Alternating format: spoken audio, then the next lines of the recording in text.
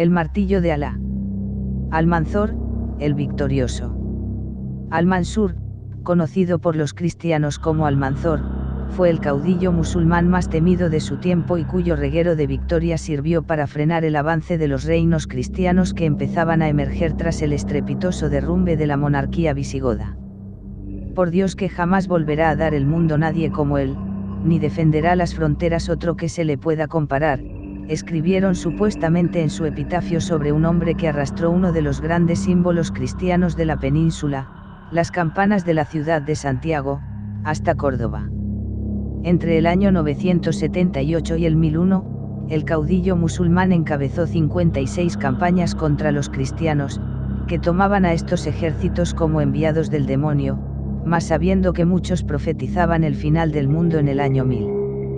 No en vano, su herencia se mostró envenenada provocando la guerra civil que terminó para siempre con el califato. Nacido en 942 en Torrox, cerca de Algeciras, Almanzor pertenecía a una familia yemenita de rango medio pero de gran protagonismo durante la conquista de la primera ciudad de la España visigoda, Cartella, y en la caída del reino visigodo.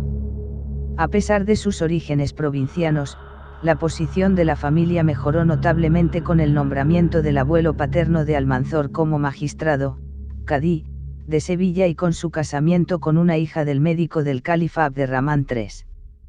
De adolescente, Almanzor se trasladó a Córdoba para estudiar Derecho y Letras. Su formación con la intención de ejercer como juez incluía Derecho, interpretación del Corán, tradición profética y aplicación de la ley islámica. Sin embargo, la mala situación familiar tras el fallecimiento de su padre cuando regresaba de una peregrinación a la Meca le llevó a abandonar los estudios y tomar la profesión de escribano. En este cargo, su ambición y talento no tardó en llamar la atención de otra figura emergente en Córdoba, el magistrado Muhammad Ibn al-Salim, quien introdujo al joven en la corte.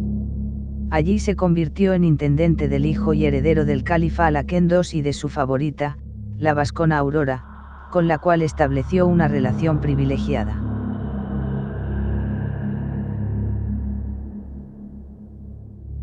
A la muerte de Al-Hakem II, Almanzor había alcanzado tanto poder en la corte como para ser elegido por el califa para garantizar la sucesión del príncipe heredero Hisham. Con solo 10 años, el nuevo califa fue una mera marioneta en manos de Almanzor, que se encargó de asegurar su posición y gobernar en su nombre.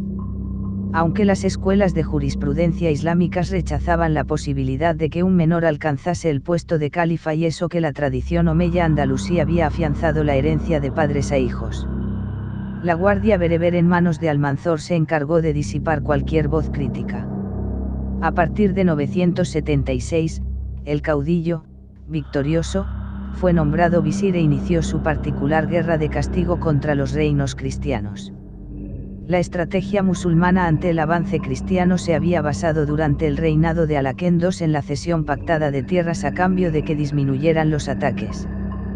El general de origen yemení sabía de la superioridad militar de su ejército y no estaba dispuesto a pactar con los emergentes reinos cristianos. Así, emprendió una profunda reestructuración de sus tropas con el propósito de acabar con la organización tribal del califato y las regó de soldados procedentes del norte de África. Cuando sus fuerzas estuvieron preparadas, en 977, el caudillo lanzó una campaña, de casi 2 meses de duración, donde saqueó Salamanca y capturó a 2000 cristianos que trasladó a Córdoba a modo de botín. Sus incursiones eran rápidas y devastadoras, y recordaron a los cristianos quién seguía mandando.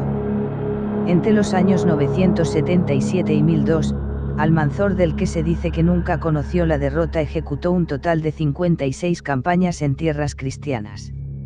Sus incursiones eran rápidas y devastadoras, realizadas durante los meses de primavera y verano, y tenían por objetivo principal recordar a los cristianos quién seguía mandando en la península.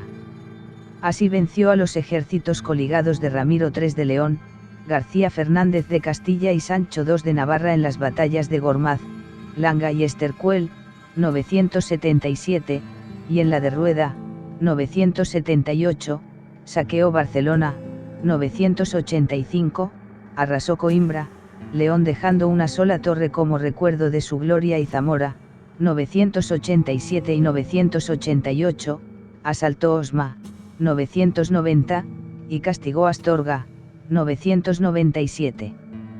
Mientras su prestigio militar no dejaba de crecer, Almanzor tuvo la habilidad política de respetar el aparato califal y mantener intacta la alianza con Aurora, la madre de Hisam II. Incluso cuando el califa alcanzó la mayoría de edad, fue su madre la que formalmente tomaba gran parte de las decisiones, puesto que su hijo estaba afectado por algún tipo de enfermedad o incapacidad para desempeñar las responsabilidades del cargo. Almanzor hacía las veces de tutor regente. No obstante, la asociación entre la reina madre y el tutor terminó en 996, cuando las maniobras del caudillo para situar a su hijo Abd al-Malik como sucesor del califa se mostraron demasiado evidentes. De hecho, el poder de el Victorioso aumentaba a pasos agigantados, la capital estaba en manos de un primo suyo, el ejército lleno a rebosar de sus partidarios y sus alianzas con importantes señores fronterizos le convertían en el hombre más poderoso de la península.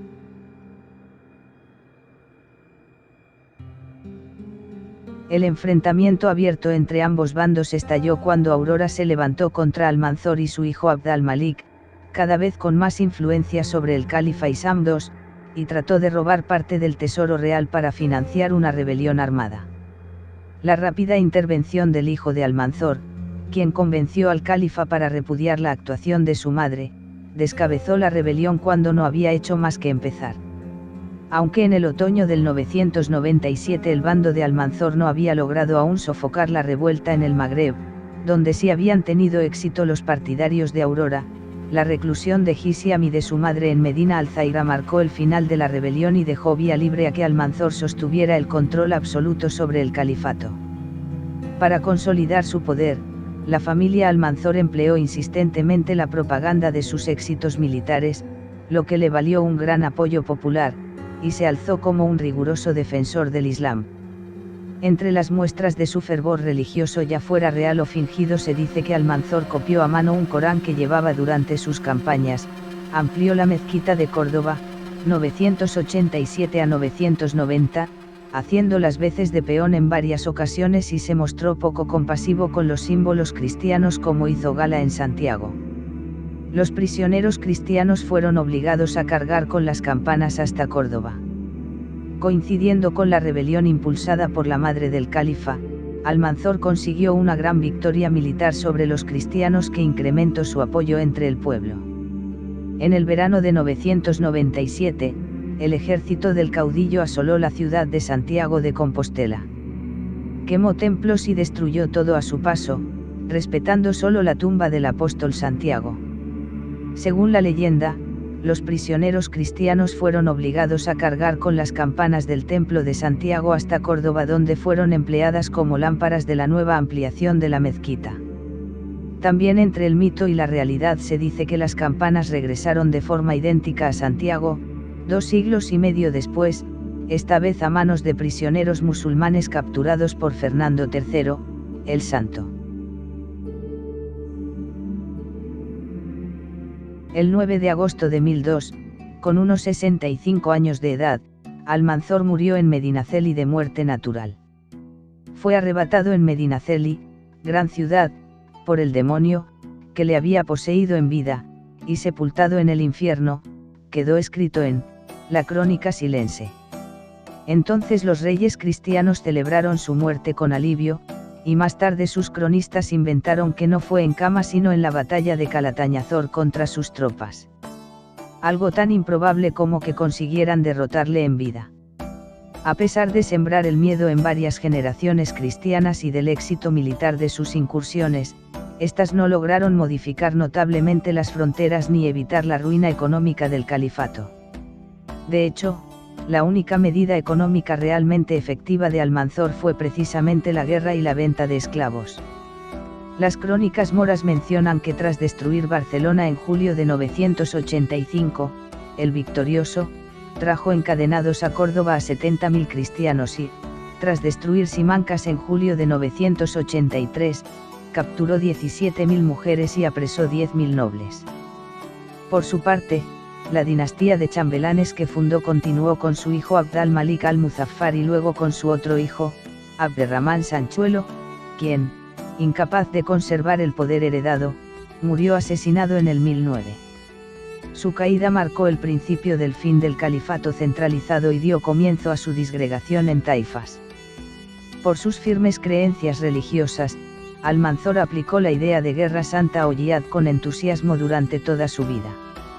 Se dice que mandaba recoger el polvo con el que sus ropas quedaban manchadas durante sus incursiones contra los cristianos para ser enterrado con ellas cuando le llegara el último día. Uno de los históricos errores de Almanzor, y que probablemente cometió por sus creencias y supersticiones religiosas, fue respetar el sepulcro del apóstol Santiago, cuando tomó la ciudad en el año 997. Si lo hubiera destruido la tumba y hecho desaparecer todo rastro de estas importantísimas reliquias, hubiera cortado la principal arteria dinamizadora de la que se proveía la España cristiana, tanto en el plano espiritual, económico y cultural, que era el Camino de Santiago. Almanzor y Calatañazor, enigmas de la historia. En Calatañazor Almanzor perdió su tambor.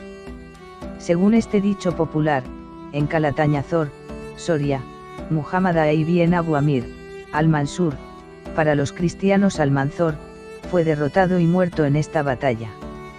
Pero la realidad es que dicha batalla nunca existió, o si existió no dejó de ser una pequeña escaramuza sin trascendencia, y que Almanzor murió sin conocer la derrota. Esta leyenda se originó en las filas cristianas para animar a las tropas, muy desmoralizadas por las continuas y devastadoras victorias del martillo de Ala. Según el profesor Menéndez Pidal, Almanzor hizo la última expedición de su vida, dirigiéndose a través de Castilla, hacia San Millán.